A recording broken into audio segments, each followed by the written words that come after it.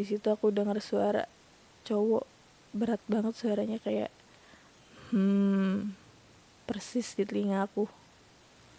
Spontan dong, aku langsung nengok.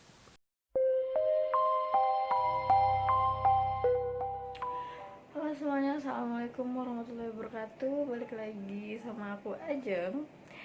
Ini pertama kalinya aku muncul di video ini karena sebelumnya di video pertama aku itu aku cuma pakai suara aja dan itu benar-benar simple. Jadi aku kemarin dikasih masukan sama saudara-saudara dan juga teman-teman aku, ayo dong pakai ngomong di depan kamera. Oke lah, karena aku ngomong di depan kamera, tapi nanti tetap ceritanya aku akan pakai video ilustrasi aja.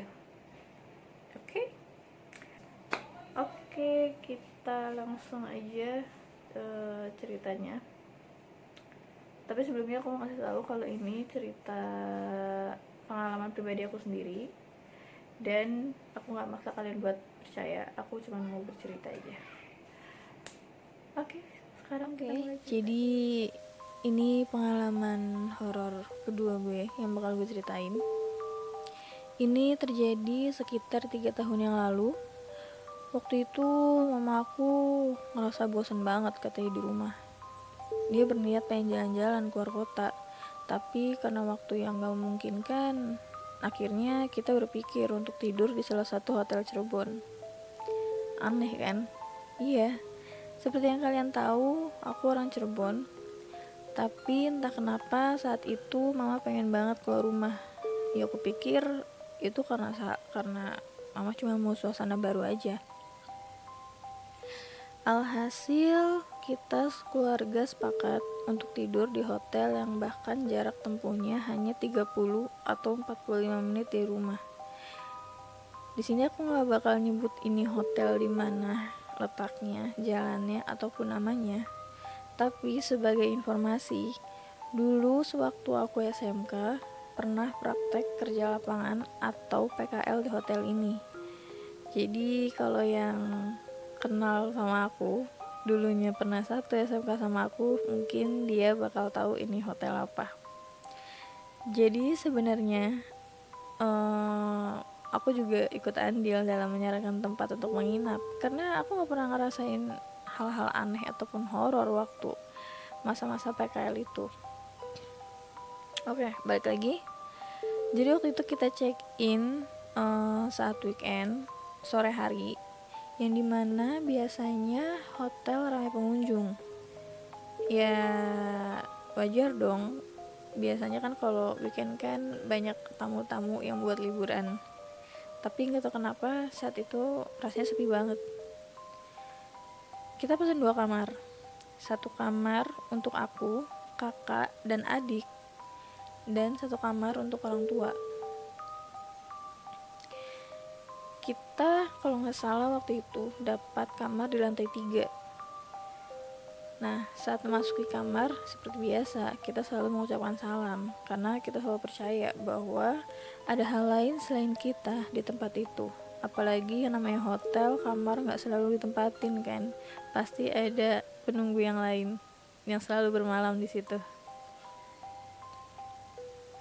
Malam pertama di hotel nggak ada gangguan yang ekstrim, cuman bau bunga melati yang tercium. Entah hanya aku atau yang lain juga menciumnya. Tapi pada malam kedua, aku langsung ide gitu ke kakak sama ke adek buat berenang. Padahal itu udah jam 9 atau mungkin jam setengah 10 malam, aku lupa jamnya. Nah, letak kolam renangnya itu ada di lantai paling atas. Umumnya kan kalau di mana-mana, setahu aku ya ini, yang namanya kolam renang itu pasti di lantai paling dasar, iya nggak sih? Tapi di hotel ini tuh kolam renangnya paling atas, atap gitu. Aku tuh paham banget sama hotel ini. Lantai paling atas itu sangat jarang digunakan, karena sangat jarang sekali yang berenang di hotel ini, kecuali anak-anak.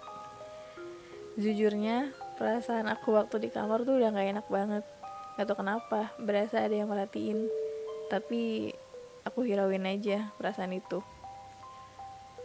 Oke, Lalu kita jadi nih berenang. Kita naik nih bertiga ke lantai yang paling atas menggunakan lift. Nah, lagi-lagi di sini aku ngerasa gak nyaman, pengap gitu rasanya, berat banget dadanya. Dan aku yakin kakak aku yang cewek ini ngerasain hal yang sama, tapi dia diem aja. Udah nyampe lantai atas, kita keluar lift dan bener aja, sepi banget, gak ada orang sama sekali. Di situ kita langsung ganti baju. Tadinya aku sebenarnya nggak mau renang, tapi karena udah kepalang tanggung, jadi ya udah aja aku ikut renang. Aku ganti baju, aku masuk kamar mandi.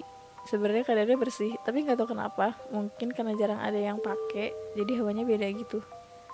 Dan saat aku buka baju, bulu kuduk merinding sebadan-badan.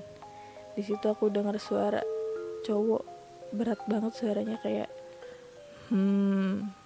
persis di telinga aku. Spontan dong, aku langsung nengok, tapi gak ada siapa-siapa. Aku ngerasa kayak lagi diliatin sama orang. Jadi aku bilang deh, permisi, cuma numpang ganti baju. Setelah itu aku langsung keluar.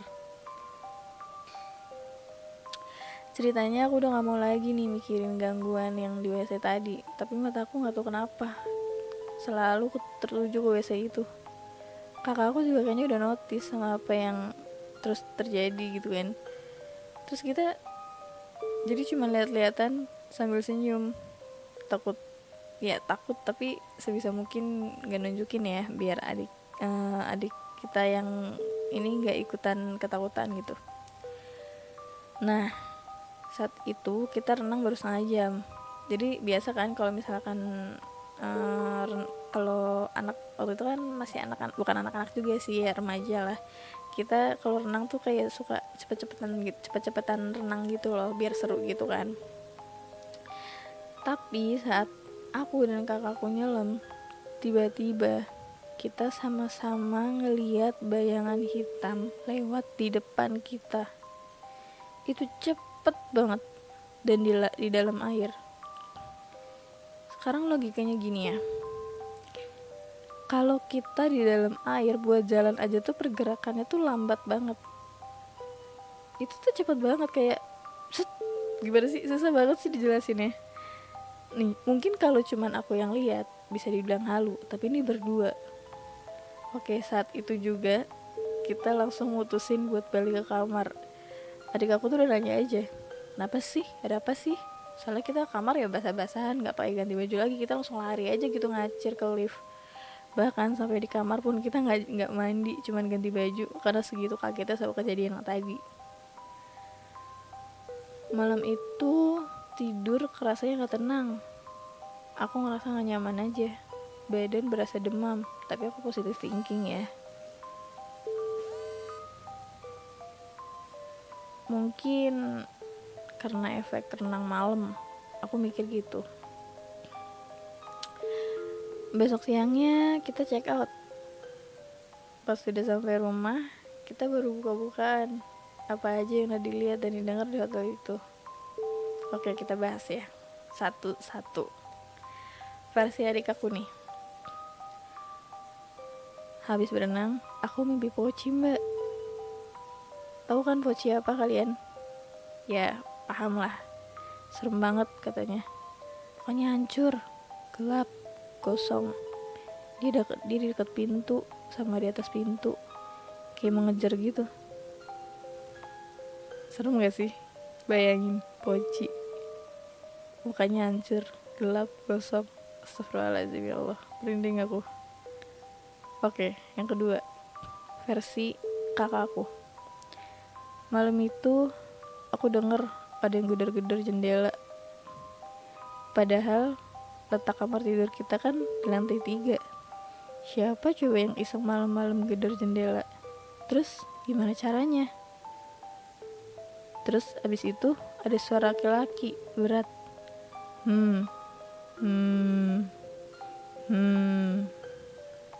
Tidur berasa gak tenang. Gila gak sih? Bayangin, di lantai 3, di luar jendela ada yang gedor-gedor. Gimana caranya? Allahu Akbar, aku merinding. Oh my god. Oke, ini versi aku. Semalaman dengar suara ketawa kecil di telinga. Gila, itu aku mau nangis banget rasanya, serem banget, gila. Nah, oke. Tapi ternyata yang diganggu tuh cuma kita bertiga doang. Sedangkan pas aku tanya ke mama nggak ada gangguan apapun sejak itu. Oke, sejak itu aku nggak mau lagi datang ke hotel itu. Ataupun ya nggak tahu sih ya, mungkin aku nggak mau ngecap hotel itu hotel angker. Tapi mungkin kita lagi sial aja. Atau mungkin emang hotelnya yang punya penunggu yang ekstrim. Kalau menurut kalian gimana?